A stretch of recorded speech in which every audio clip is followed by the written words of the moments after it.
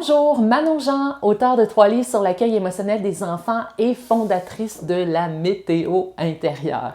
Alors, je suis super contente aujourd'hui de te faire une capsule vidéo sur un sujet qui se nomme le journal de bord de la météo intérieure. Mais avant d'aller plus loin, on va tout simplement refaire une petite récapitulation, en fait, sur justement cette belle météo intérieure. Alors, le but de cette merveilleuse aventure, c'est simplement d'apprendre à nommer ce que l'on vit à l'intérieur de nous.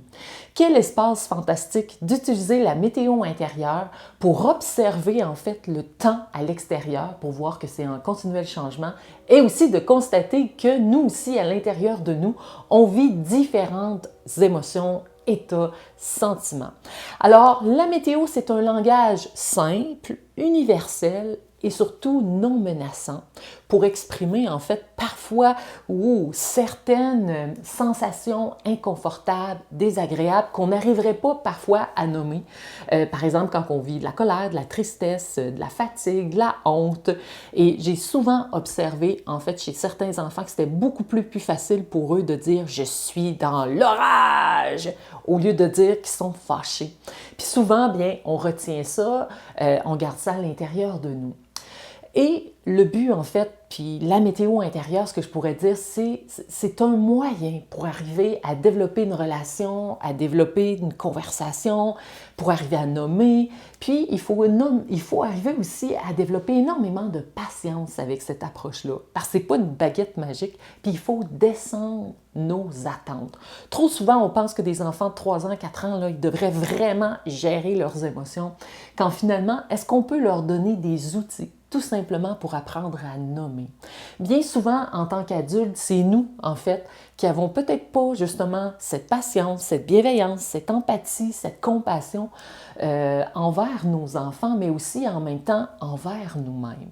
Alors, la météo est un excellent moyen justement de développer une relation axée sur la bienveillance, l'empathie. Mais pour arriver à cette relation-là, il y a une chose super importante qui s'appelle la vulnérabilité. Ça veut dire que moi, en tant qu'adulte, plus je vais y aller nommer mes météos intérieures devant les enfants, devant mes enfants ou devant les enfants que je côtoie, par exemple, si je suis une enseignante, une éducatrice, ça va tellement permettre aux enfants de voir que finalement, Madame Manon, elle n'est pas toujours dans le soleil. Bien, c'est peut-être moi aussi, je vais peut-être pouvoir nommer.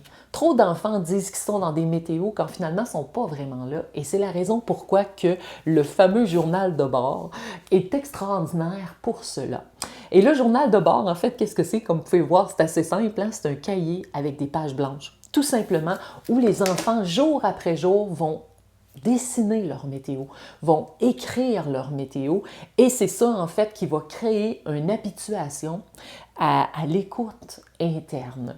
Et ça en fait c'est arrivé grâce à une enseignante quand je suis allée donner une formation dans une école et cet enseignant-là il était plus ou moins ouvert à faire la météo intérieure.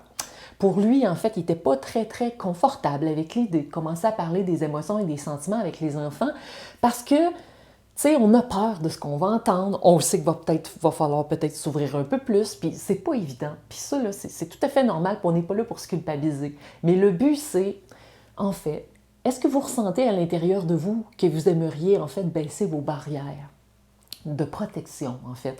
Et c'est ça, en fait, la possibilité avec la météo, c'est de se rendre compte que je serais tellement bien si je baissais mes barrières de protection parce que je serais ce que je suis. Je serais tellement bien si je pourrais me permettre de vulgariser plus facilement mon ressenti intérieur. Je serais tellement bien de pouvoir communiquer avec quelqu'un, puis je sens que cette personne-là, wow, elle a de la bienveillance. Donc, c'est ça, en fait, qui est important. Puis, mais on n'est pas tous au même niveau là-dedans. Puis ça, bien, il faut, commencer à l'observer. Puis 2, se poser des questions sur est-ce que je suis véritable? Dans une journée, là, est-ce que je prends au moins le temps de me poser une question? C'est quoi ma météo intérieure? Ou je suis toujours comme un coup de vent en train d'être complètement comme épuisée, fatiguée. Alors, c'est ça qui est important, c'est de commencer par soi. Et justement, cet enseignant-là, il était peut-être un petit peu menacé par l'approche. Mais c'est intéressant parce que quand il est arrivé dans la classe avec son petit mandala de la météo, bien, il a commencé à en parler aux enfants de façon très brève. Mais il a eu une super bonne idée. Il a demandé aux enfants, lorsqu'il faisait un exercice, sur un bout de papier, il a demandé aux enfants, pourriez-vous dessiner votre météo en haut à droite? Puis lui, c'est simplement après déplacé dans les allées pour vérifier comment les enfants travaillaient, mais en même temps, il observait la météo intérieure que les enfants avaient dessinée.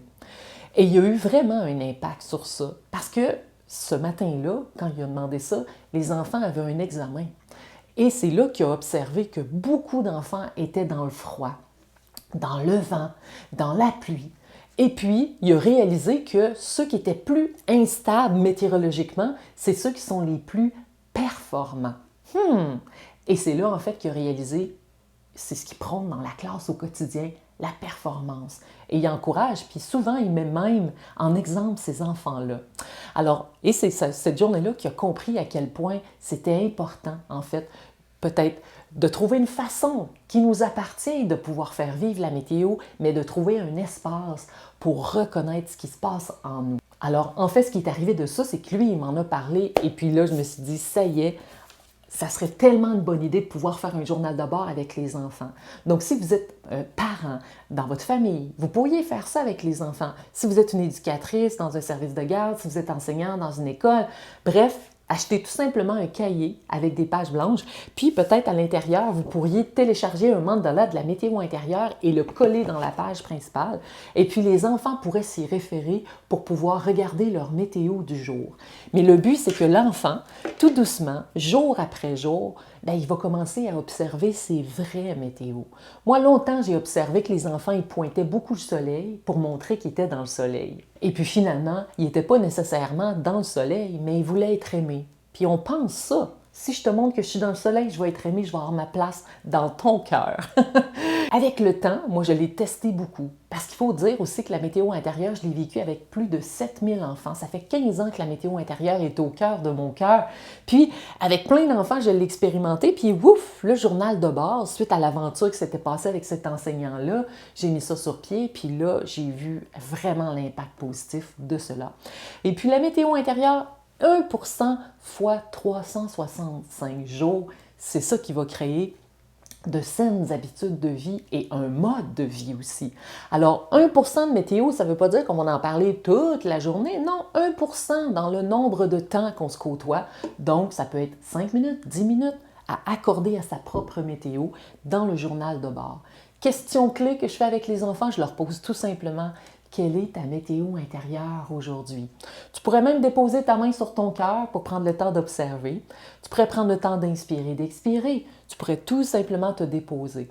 Prends maintenant tes crayons, viens dessiner ta météo. Tu peux l'écrire si tu veux, sous forme d'un texte, ou tu peux tout simplement imager et te laisser aller dans ta créativité. Et c'est là, en fait, que c'est extraordinaire ce qu'on peut voir.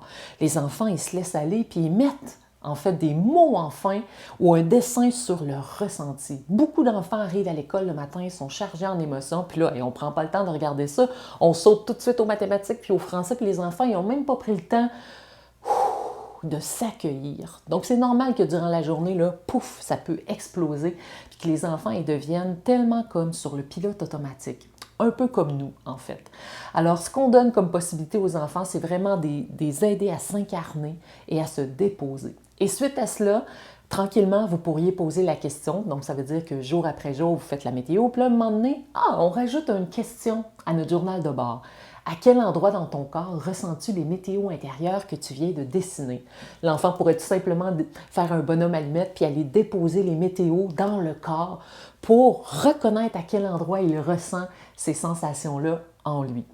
Et ensuite, avec le temps, on pourrait juste se demander comme troisième question: quel comportement tu as le goût d'avoir quand tu te sens dans cette météo-là et que tu ressens ça dans ton corps?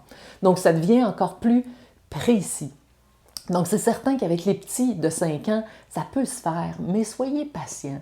Puis le but, là, c'est d'entrer et de plonger dans l'univers des enfants. Et ça demande énormément d'observation de notre part et de lâcher prise justement sur le fameux soleil qu'on souhaiterait donc que les enfants arrivent à se contrôler puis à gérer.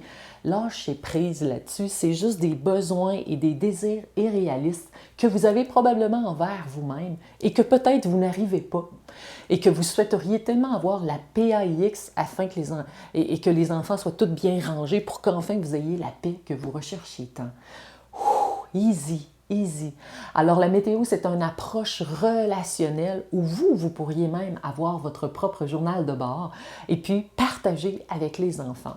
Mais aussi dans le partager avec les enfants, souvent je remarque que les enfants ont besoin de garder ça secret. Hein? C'est un journal intime, puis ça là, ça leur appartient.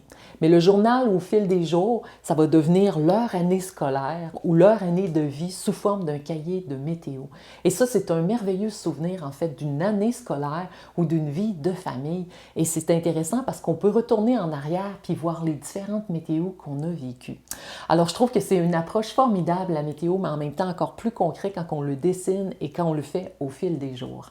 Alors, en souhaitant que cette capsule vidéo vous a inspiré, et si vous souhaitez justement télécharger un mandala de la météo intérieure, tout simplement venir sur la boutique en ligne manonjean.com. Alors, c'est tous des produits en fait qui sont téléchargeables. Vous achetez votre téléchargement, puis vous pouvez l'imprimer pour le groupe. Vous pouvez l'imprimer aussi pour votre famille. Vous collez ça dans votre petit journal de bord et vous voilà parti pour la belle aventure de la météo intérieure.